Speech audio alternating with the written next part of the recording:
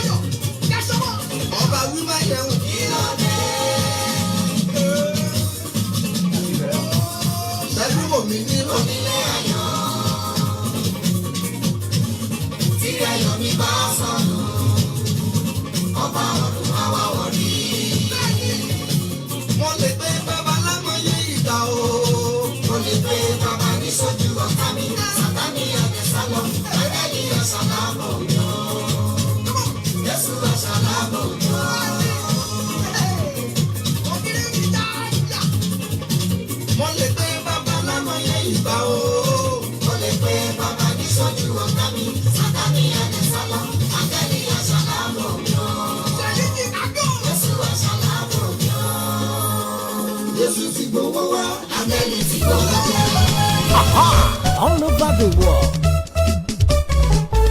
Tẹ́ bá fẹ́ mọ̀ bó ṣe ń lọ káàkiri àgbáyé. Kaya TV radio jẹ́ kọ́ mọ̀ ẹ follow. Orin lóríṣiríṣi ètò tó mọ́gbọ́n wá. Kaya TV radio ní kẹ́ follow. Ìròyìn lẹ́kùnrẹ́rẹ́ ọ̀rọ̀ òṣèlú náà kò gbẹ̀yìn òye. Kaya TV radio ní kẹ́ follow. Dádì ẹ mọ̀ mi o ẹ like kẹ́ follow ẹ. Kaya TV radio ní kẹ́ follow. Kaya o Kaya o. Kaya TV radio ní kẹ́ máa wò kẹ́ máa follow.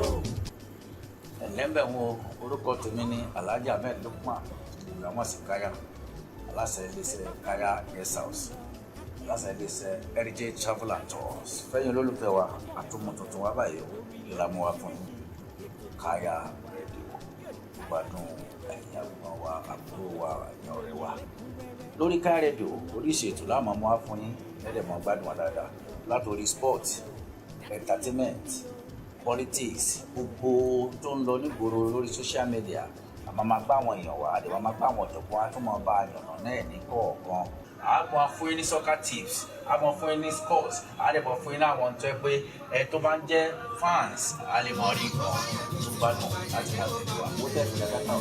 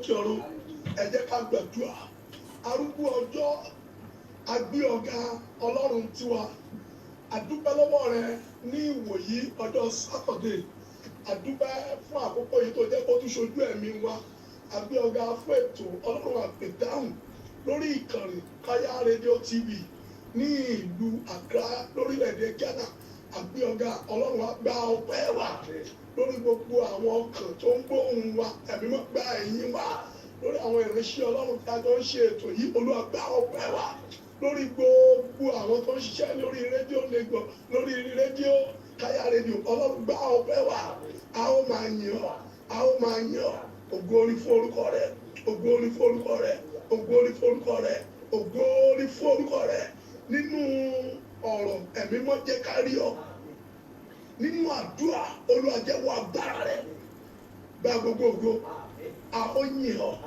a ó dúpẹ́ Jésù Kristi Olúwa wa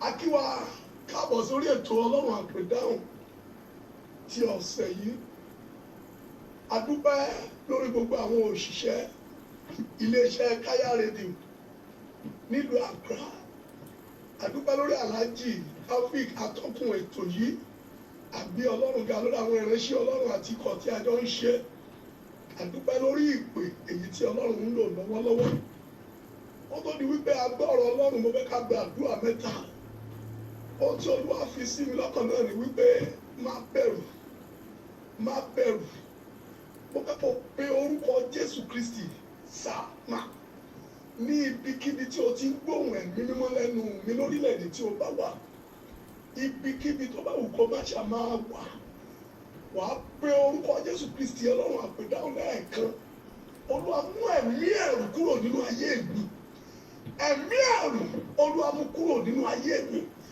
mú ẹ̀mí ẹ̀rù kúrò nínú ayé mi ó yá ẹ̀sọ́ dàdúrà lórúkọ Jésù lórúkọ Jésù ní orúkọ Jésù Olúwa ẹ̀mí ẹ̀rù Olúwa mú kúrò nínú ayé mi nínú ayé mi nínú ayé mi ẹ̀mí ẹ̀rù nípa tara nípa tẹ̀mí Olúwa mú kúrò Olúwa mú kúrò Olúwa mú kúrò Olúwa mú kúrò ẹ̀mí ẹ̀rù Olúwa mú kúrò ẹ̀mí ẹ̀rù Olúwa mú kúrò ẹ̀mí ẹ̀rù Olúwa mú kúrò ẹ̀mí ẹ̀rù Olúwa mú kúrò nínú ayé mi nínú ayé mi nínú ayé mi Olúwa mú kúrò Olúwa Olúwa mú kúrò Olúwa Olúwa mú kúrò Olúwa mú ẹ̀mí ẹ̀rù kúrò gbàdúrà Jésù Kristi Olúwa wa àmín ẹni ká gbàdúrà kejì wà á pe orúkọ Jésù Kristi ọlọ́run àpèdáhùn lẹ́ẹ̀kan ohun tó máa mú inú mi dùn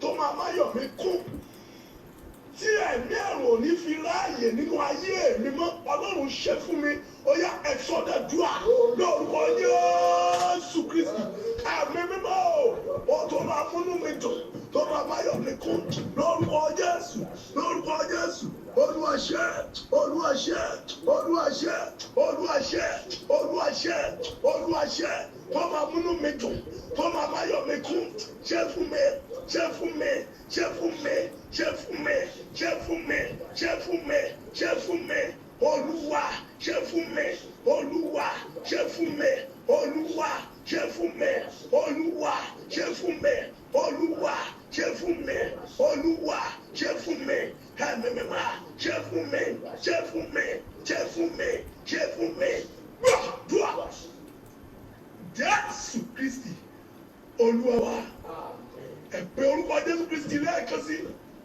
kí wọ́n gbàdúrà fún akádẹ́ gbọ́rọ̀ Ọlọ́run Olúwa láti òní ìwọ ẹ̀mí ẹ̀rù jáde nínú ayé mi mi ò fẹ́ mọ́ yá sọ́dọ̀dúrà lórúkọ Jésù ní orúkọ Jésù ìwọ ẹ̀mí ẹ̀rù nínú ayé mi jáde mo bá ní àṣẹ jáde jáde jáde jáde jáde jáde ẹ̀mí ẹ̀rù jáde ẹ̀mí ẹ̀rù jáde ẹ̀mí ẹ̀rù jáde ẹ̀mí ẹ̀rù jáde ẹ̀mí ẹ̀rù gbàdúrà Jésù Olúwa wa àmín ni kò máa ṣe bẹ́ẹ̀ lórúkọ Jésù màmá ṣàmì lórúkọ Jésù sà ẹ̀yin Ọlọ́run rán mi sí ẹ ṣàmì sà lórúkọ Jésù bọ̀dá ṣàmì dáadáa lórúkọ Jésù mo sọ lórúkọ Olúwa Ọlọ́run àwọn apọ́stù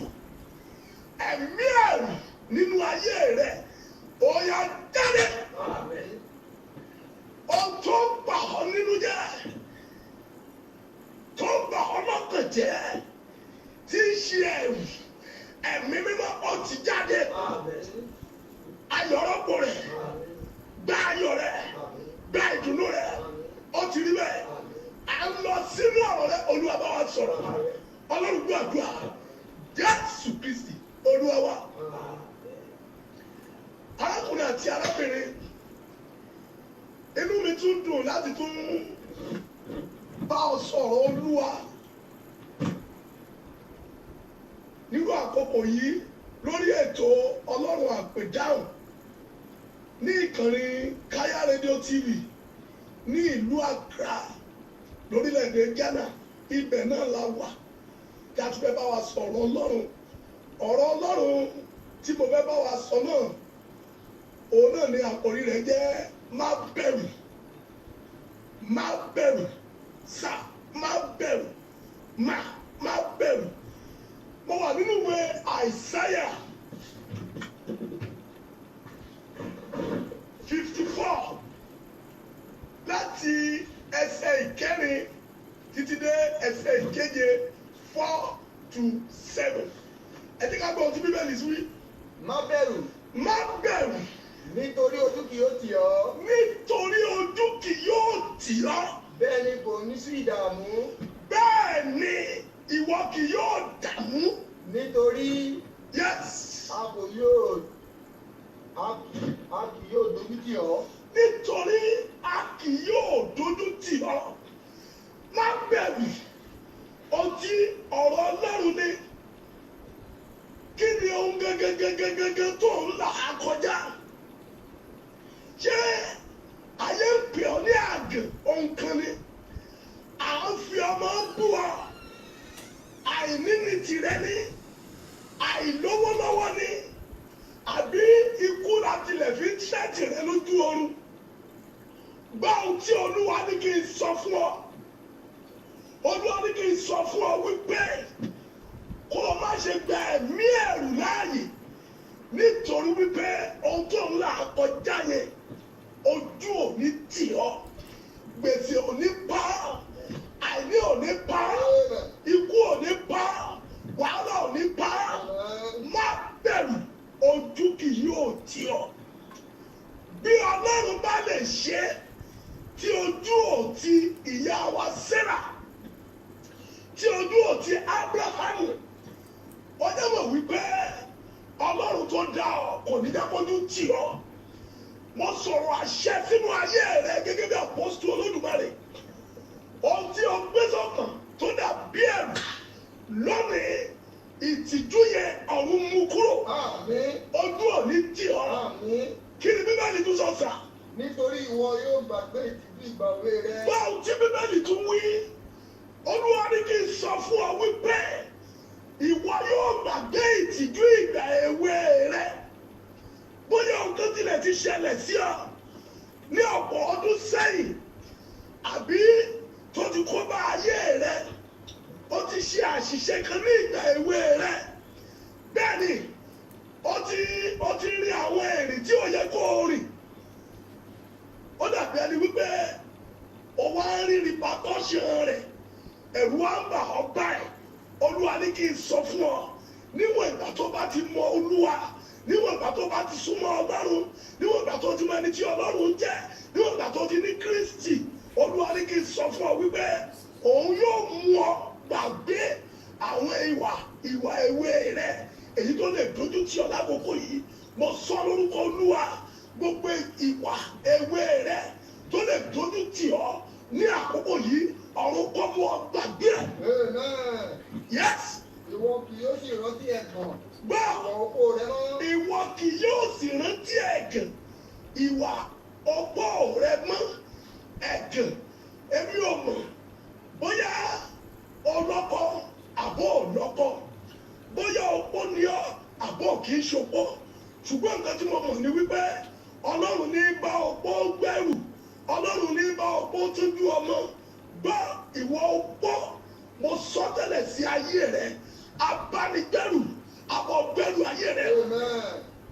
Káì ní àkàpárí àmàṣàdá, ìwọ opó obìnrin yìí, Ọlọ́run tí bá ní gbẹ́rù, abọ̀gbẹ́rù ayé rẹ. Mo ní abánigbẹ́rù ni, ó máa bá ọ gbé, ẹrù òde nígbà ọ, ojú òní tì ọ. Yes. Nítorí ẹlẹ́dàá rẹ ni. Gbọ́ ẹlẹ́dàá rẹ ni Ọlọ́run. Yes. Nítorí ẹlẹ́dàá rẹ ni ọkọ rẹ. Nítorí wípé ẹlẹ́dàá rẹ ni Ọlọ́run, òun náà ni ọkọ rẹ, òun ni olówó orí rẹ, òun ni ẹlẹ́dàá rẹ, òun ló ṣẹ̀dá rẹ, òun ni bàbá rẹ, òun ni Ọlọ́run rẹ. Ní orúkọ Jésù Kristi sàmà kò ní fi ọ́ sílẹ̀. Àmín. Yes. Ọlọ́run àwọn ọmọ ogun ni orúkọ rẹ̀. Gbọ́ Ọlọ́run àwọn ọmọ ogun, òun náà ni orúkọ rẹ̀. Yes. Àti olùràpadà rẹ. Bẹ́ẹ̀ ni òun náà ni olùràpadà rẹ, olùràpadà rẹ, ẹni tó rà ọ́ padà kúrò nínú ìrà ẹ̀ṣẹ̀, ẹni tó rà ọ́ padà kúrò nínú ogun ìdílé, ẹni tó rà ọ́ padà kúrò nínú wàhálà, ẹni tó rà ọ́ padà kúrò nínú ìdààmú, ẹni tó rà ọ́ padà kúrò nínú àìní, ẹni tó rà ọ́ padà kúrò nínú ègún, ẹni tó rà ọ́ padà kúrò lọ́wọ́ ikú òjijì, ẹni tó rà ọ́ padà tó sì fi agbára jíǹde rẹ̀ tó fi gbé ọ̀rọ̀, òun náà ni olùràpadà rẹ̀. Gbọ́ àsọtẹ́lẹ̀ yìí láti ẹnu mi lórúkọ Jésù, kò ní fi ayé rẹ̀ sílẹ̀. Àmín. Yes. Ẹni mímọ́ Ísírẹ́lì. Ẹni mímọ́ Ísírẹ́lì. Yes. Ọlọ́run àgbáyé ni a máa pè. Òun náà ni Ọlọ́run àgbáyé, the God of universe. Ọlọ́run àgbáyé, òun náà làwọn máa pè Ọlọ́run yẹn. Ọlọ́run yẹn náà ni mò ń sọ fún ọ wípé kó o dìímú ṣinṣin, kó o dúró tì í. Tó o bá ti dúró tì í, tó o sì gbẹ́kẹ̀lé, ẹni bá ti gbẹ́kẹ̀lé kì í jogún òfo. Ẹni bá ti gbẹ́kẹ̀lé, ó máa ń dúró dè é. Ẹni bá ti dúró dè é, ó máa ń tẹ́ lọ́rùn. Mo sọ lórúkọ Olúwa, nítorí pé o dúró dè é, nítorí pé o gbẹ́kẹ̀lé, ó ní jogún òfo, ó ní jogún òfo, ó ní jogún òfo. Yes, kí ló sọ? Nítorí Olúwa ti pè ọ́ bí obìnrin tí a kọ̀ sílẹ̀. Wọ́n bí bóyá ẹbí ti kọ̀ ọ́ sílẹ̀, bóyá àbúrò kọ̀ ọ́ sílẹ̀, ẹ̀gbọ́n kọ̀ ọ́ sílẹ̀, bàbá kọ̀ ọ́ sílẹ̀, ìyá kọ̀ ọ́ sílẹ̀. Ọlọ́run kan wà o, kì í kọ̀ni sílẹ̀ o. Ọlọ́run kan wà o, kì í fini sílẹ̀ o. Ìwọ ni kó o gbìyànjú kó o fara rẹ súnmọ́ Ọlọ́run yẹn. Ìwọ ni kó o gbìyànjú kó o súnmọ́ Ọlọ́run yìí o, kì í kọ̀ni sílẹ̀. Mo sọ lórúkọ Olúwa, gbogbo àwọn tó ti kọ̀ ọ́ sílẹ̀ lórúkọ Jésù, Ọlọ́run máa tẹ́wọ́ gbà ọ́. Àmín. Mo ní ènìyàn kọ̀ ọ́ sílẹ̀, Ọlọ́run fúnra rẹ̀ ó máa tẹ́wọ́ gbà ọ́. Àmín. Kò ní fi ọ́ sílẹ̀, Àmín. kò ní kọ̀ ọ́ sílẹ̀. Àmín. Yes. Tí a ti bà ẹ́ nínú jẹ́. Gbọ́ ọ̀rọ̀ òdì, oríṣiríṣi ọ̀rọ̀ láti fi bà ọ́ nínú jẹ́, oríṣiríṣi ọ̀rọ̀ láti fi bà ayé rẹ nínú jẹ́. Bàbá ti fi ọ̀rọ̀ bà ọ́ nínú jẹ́, ìyá ti fi ọ̀rọ̀ bà ọ́ nínú jẹ́. Wọ́n ti ń kọrin kan wípé ayé ló sọ pé ológun, bàbá rẹ̀ sọ pé ológun, ká màmá rẹ̀ sọ pé ológun, ẹ̀mí mímọ́ sọ ọ́ di ológo. Orí ànúgbà o, orí ànúgbà o,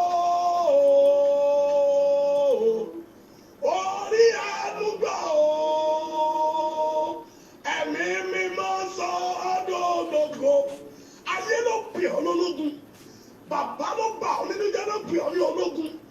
Gbọ́dọ̀ tí ò ní, ẹ̀mí mímọ́ ní kí n sọ fún ọ wípé ó ti di ológo, ó di ológo, ìbànújẹ́ kúrò, ó di ológo, ó di ológo. Yes, kí ló sọ? Àti bí ayé ìgbà èwe rẹ àti kọ̀ ọ́. Nígbà tí a ti kọ̀ ọ́, Olúwa rẹ wí. ni Olúwa rẹ wí. Kí ni ẹsẹ̀ ìkeje, kí ni ẹsẹ̀ ìkeje sọ? Ní ìṣẹ́jú díẹ̀. Ní ìṣẹ́jú díẹ̀. Ni èmi kọ̀ ọ́ Ní sílẹ̀. èmi kọ̀ ọ́ sílẹ̀. Ṣùgbọ́n ní àánú ńlá. Ṣùgbọ́n ní àánú ńlá. Ni èmi yóò kó ọjọ́. Tó ti bá ọ̀rọ̀ Ọlọ́run báyìí. Ìyẹn ni wípé àkókò tó ń la nǹkan kan kọjá. Àkókò tó dàbí pé ẹ̀rù gba inú ọkàn rẹ. Gbọ́, Olúwa ní ìṣẹ́jú díẹ̀ yẹn. Èmi dàbí pé ojú mi kúrò lára rẹ. Èmi dàbí pé mo kọ̀ ọ́ sílẹ̀. Ó ní ṣùgbọ́n nísinsìnyí ní àánú ńlá èmi bẹ́ kó ayé rẹ jọ. Gbàdúrà mẹ́ta yìí, àdúrà àkọ́kọ́ rèé, wà á bí orúkọ Jésù Kristi Ọlọ́run Apedahun. Olúwa nínú àánú ńlá rẹ, Olúwa kó mi jọ. Nínú gbogbo ìlàkọjá mi, nínú àánú ńlá rẹ, Olúwa kó mi jọ. Ó yẹ sọ́dọ̀dúrà lórúkọ Jésù, lórúkọ Jésù. Olúwa nínú àánú ńlá rẹ, Olúwa kó mi jọ, kó mi jọ, kó mi jọ, kó mi jọ, kó mi jọ, kó mi jọ. Nínú àánú ńlá rẹ, Olúwa kó mi jọ. Nínú àánú ńlá rẹ, Olúwa kó mi jọ. Jésù Kristi Olúwa wa. Gbàdúrà kejì, Olúwa àánú ńlá rẹ, Olúwa fi dá mi lọ́lá. Fi àánú ńlá rẹ dá mi lọ́lá kó fi ṣe mí lógo. Ó yẹ sọ́dọ̀dúrà lórúkọ Jésù Kristi. Ẹ̀mí mímọ́ o, Ọlọ́run Apedahun. Àánú ńlá rẹ, Olúwa fi kó mi yọ. Olúwa fi dá mi lọ́lá. Ṣe mí lógo, dá mi lọ́lá.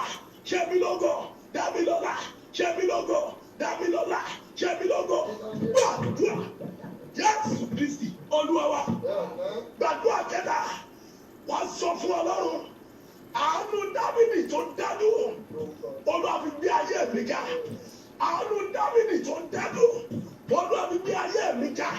Ó yá ìsọdọ̀dúrà lórúkọ Jésù. Ẹ̀mí mímọ́, Ọlọ́run Apedahun. Àánú Dáfídì tó Olúwa fi gbé ayé mi ga. Gbé ayé mi ga.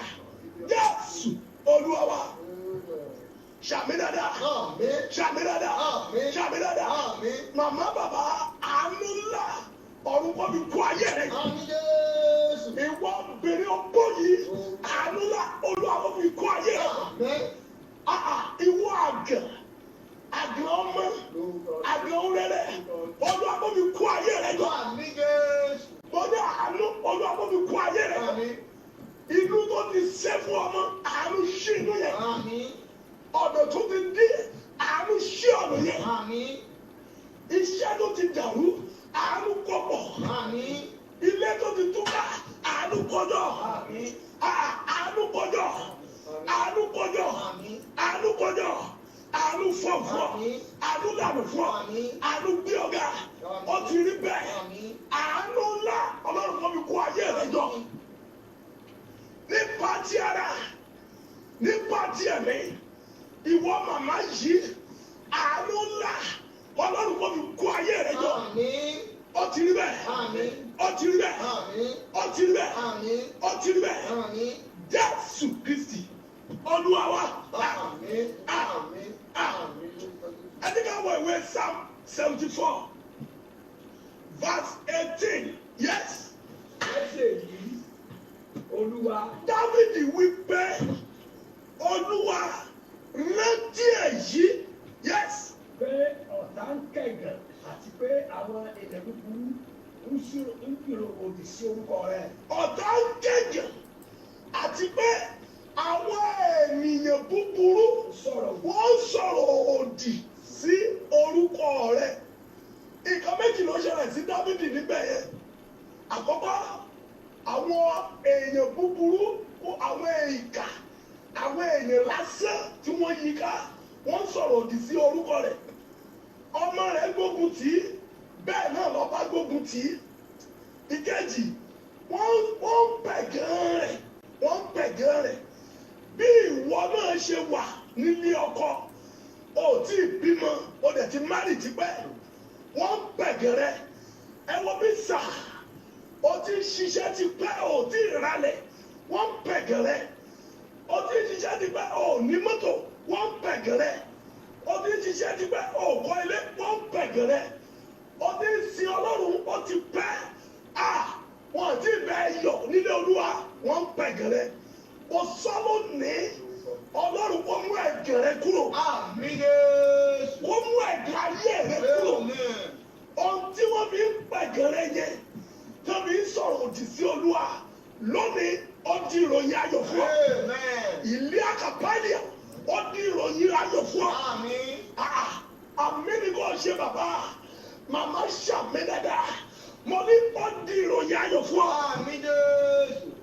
wọ́n sọ̀rọ̀ òdì nítorí pé ohun tí wọ́n ń fẹ́ rí nínú ayé rẹ̀ wọn ò tí ì rí mo sọ lórúkọ Olúwa ìwé ọ̀tún Ọlọ́run kò ṣí kan ọba kọ́rẹ́tì rẹ̀ sí rẹ̀ ọ̀rọ̀ arẹ́tì rẹ̀ ní gbogbo ọ̀nà ó máa rẹ́tì rẹ̀ ó máa mú ẹ̀gẹ̀rẹ́ kúrò ó máa mú àbùkù rẹ̀ kúrò yẹ́s kí ni Bíbélì sọ sà. má ṣe fi ọkàn àdàbà rẹ gbé ẹranko ìfẹ́ gbọ́wọ́. ẹgbọ́n bí ìyà bá pọ̀ jù ó lè mú bọ́ọ̀lù ègé nìṣẹ́jú sà bí ìyà bá pọ̀ jù ó lè fa ikú òjijì bí ìyà bá pọ̀ jù ó lè fa hypertension bí ìyà bá pọ̀ jù ó lè fa high blood pressure má ṣe fi ọkàn àdàbà rẹ lé ẹranko ìgbẹ́ búburú lọ́wọ́ ìyẹn ni wípé àwọn ènìyàn ń bí àwọn àjẹ́ àwọn ìkà àwọn tó jẹ́ wípé wọn ò fẹ́nifẹ́re ikú ènìyàn náà ń fẹ́ mo sọ lórúkọ Olúwa lórúkọ Jésù wọn ò ní rí ẹ̀mí rẹ mú ọkùn yẹn ò ní pa ọ́ ọ̀tá yẹn kò ní rẹ̀yìn rẹ ẹ̀gàn yẹn kò ní pa ọ́ ò ní kú sínú ogun yẹn ó ti rí bẹ́ẹ̀ yẹ́sì. Má ṣe gbàgbé ìjọ àwọn tálákà rẹ láíláí. Má ṣe gbàgbé ìjọ àwọn tálákà rẹ láíláí. Yes.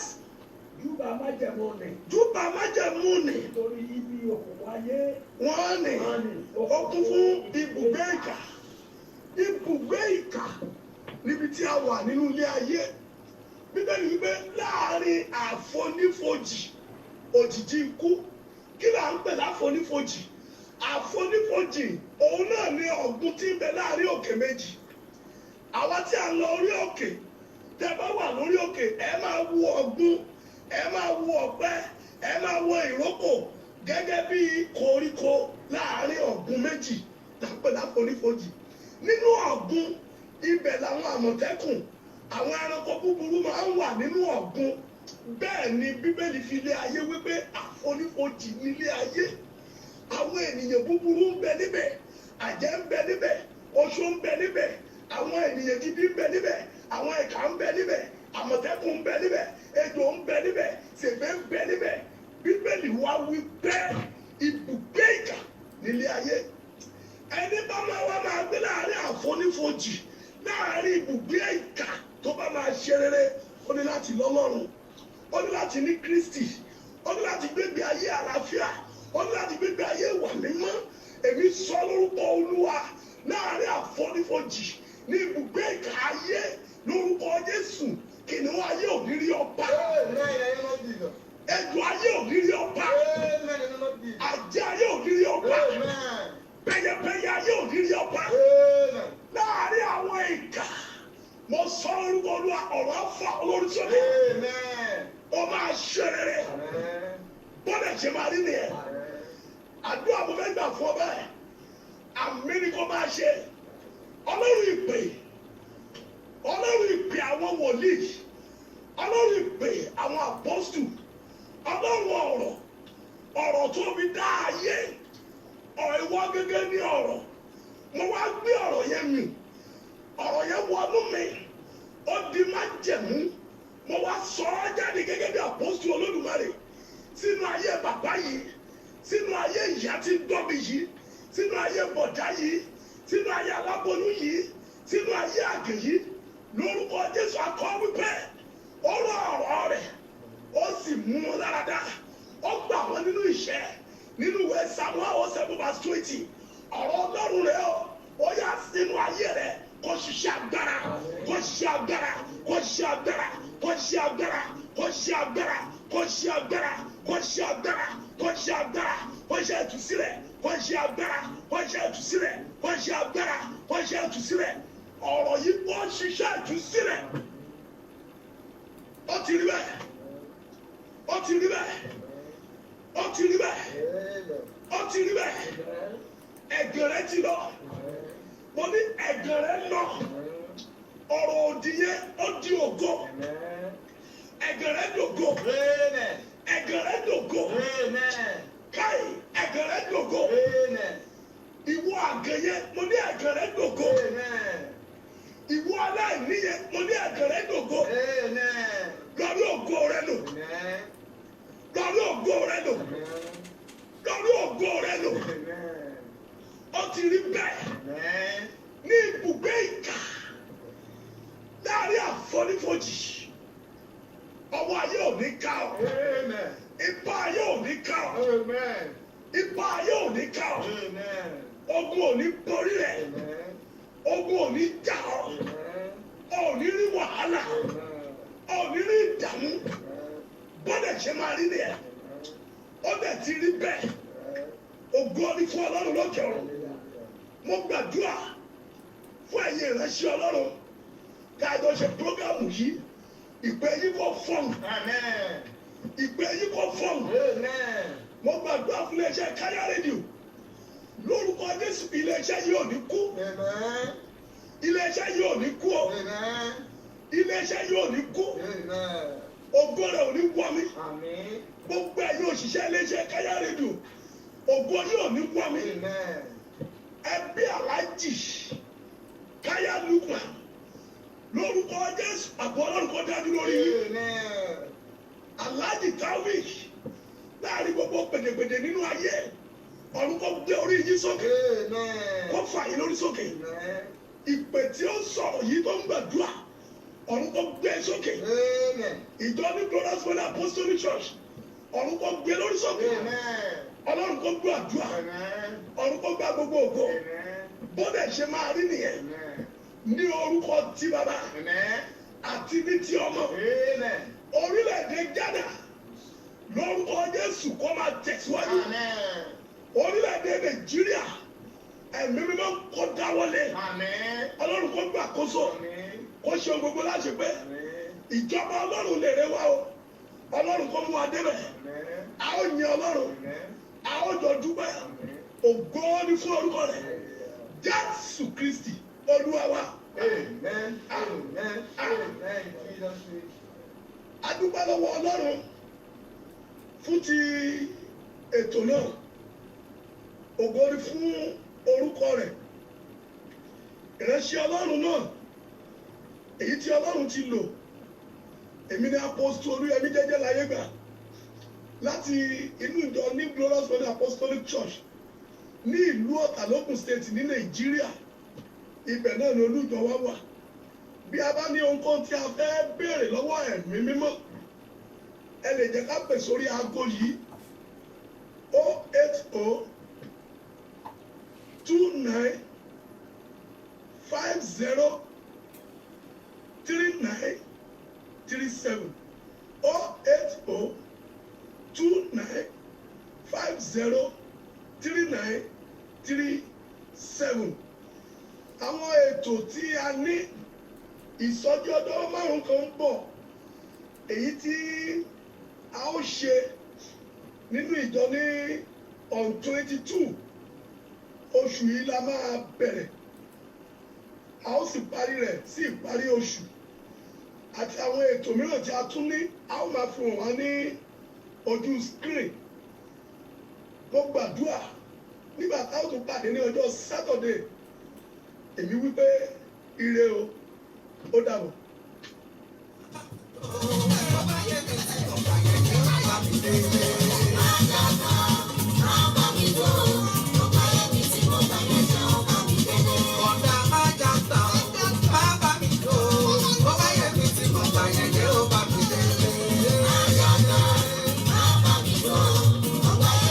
Bye.